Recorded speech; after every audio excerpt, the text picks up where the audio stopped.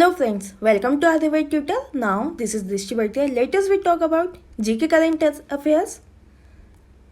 So I hope guys आपने मेरा channel subscribe कर लिया होगा. अगर नहीं किया तो please subscribe my channel, like my video and share this video after completions.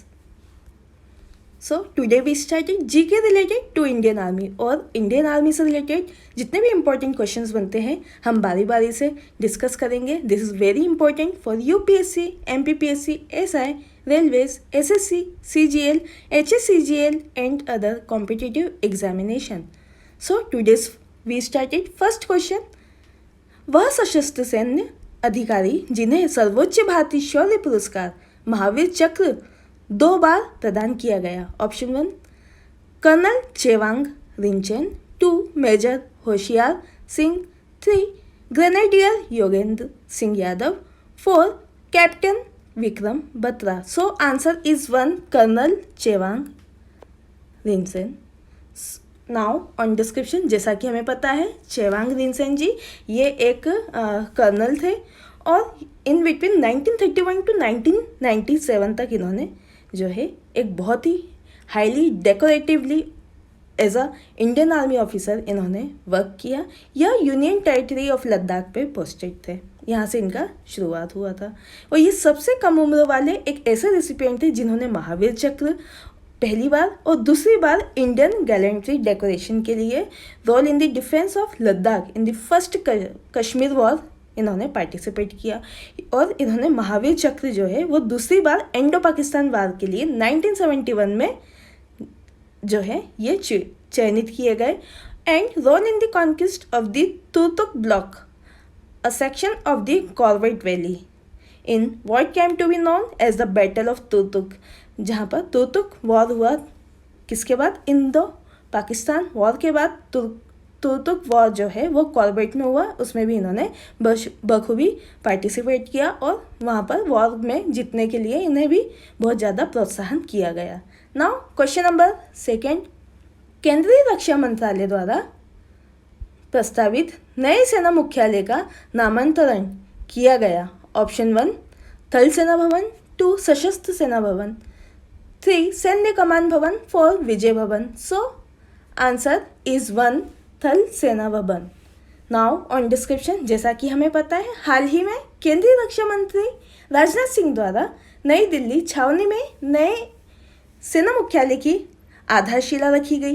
इस इमारत का नाम थल सेना भवन रखा गया और एयरफोर्स ऑफिस यह 39 एकड़ क्षेत्र में फैला सेना, नौसेना और वायुसेना को एकीकृत करने वाले एक चीफ ऑफ डिफेंस स्टाफ अधीन रखा जाएगा.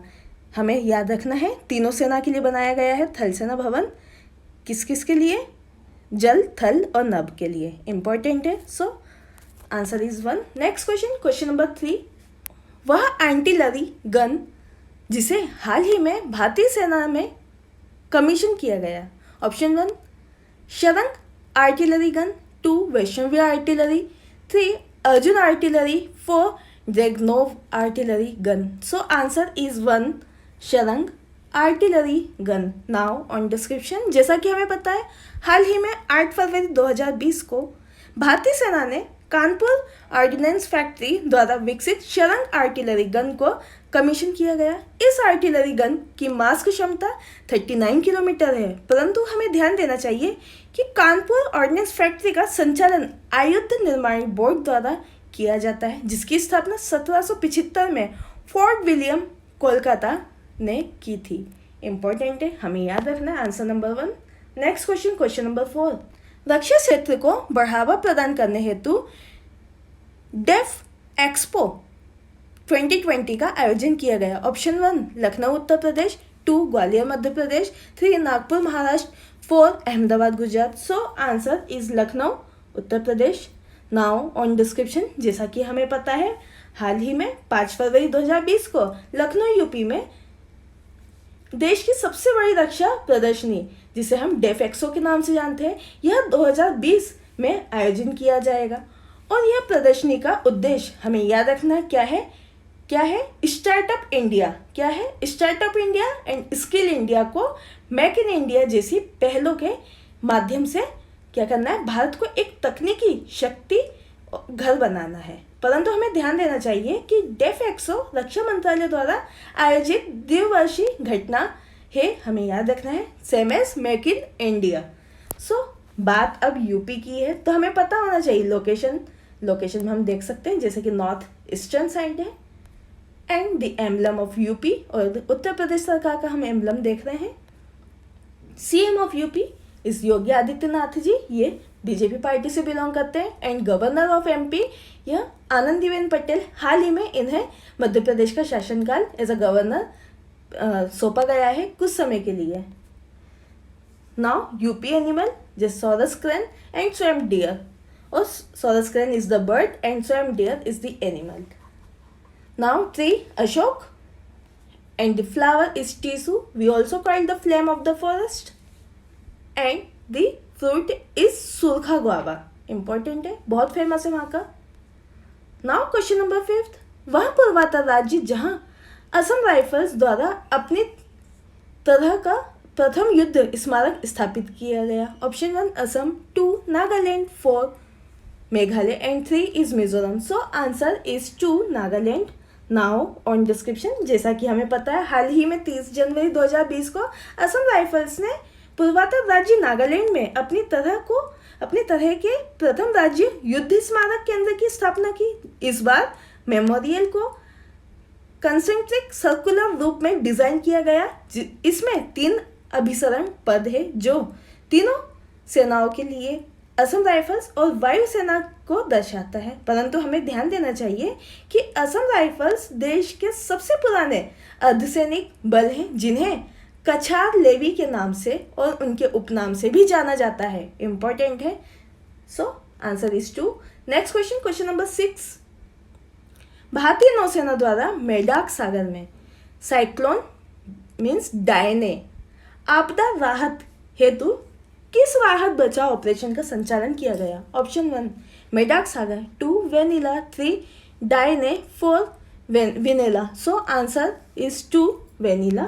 नाउ ऑन डिस्क्रिप्शन, जैसा कि हमें पता है हाल ही में 29 जनवरी 2020 को भारतीय नौसेना ने दक्षिण हिंद महासागर में मेडाक सागर के अनुरोध के आधार पर साइक्लोन डायने की आपदा राहत हेतु ऑपरेशन वेनिला का संचालन प्रारंभ किया। इस राहत अभियान में भारतीय नौसेना ने जहाज एरावत को तैनात किया, और मेडाक सागर हिंद महासागर में स्थित एक द्वीप देश है, और इस दुनिया का चौथा सबसे बड़ा द्वीप हम मेडाक सागर को मानते हैं। किसका? हिंद महासागर का। इंपॉर्टेंट है। नेक्स्ट क्वेश्चन, क्वेश्चन नंबर 7, भारतीय वायुसेना द्वारा सुखोई MKI लड़ाकू विमान स्वार्डन 222 टाइगर शार्क को स्थापित किया गया। ऑप्शन 1 तमिलनाडु, 2 कर्नाटका, 3 गुजरात, 4 मध्य प्रदेश।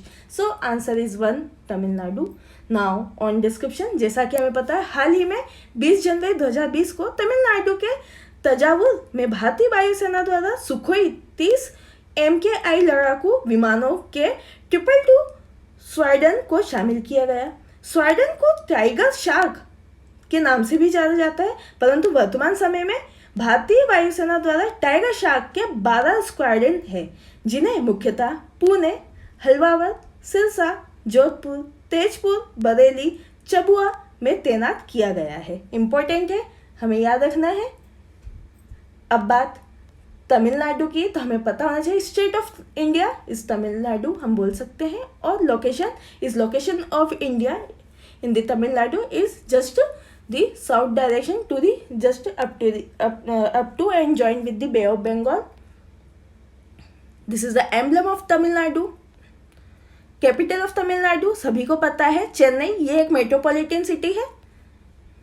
अब बात सीएम की, तो हमें पता होना चाहिए 7वें सीएम बने तमिलनाडु के इन जनवरी 2020, हमें पता है, जैसा कि एड़ापल्ली के पलानी स्वामी। इंपॉर्टेंट है। नेक्स्ट, गवर्नर ऑफ तमिलनाडु 21वें गवर्नर बने हैं तमिलनाडु के इस Banwari Lal Purohit. Now the state dance form is Bharatanatyam of Tamil Nadu state.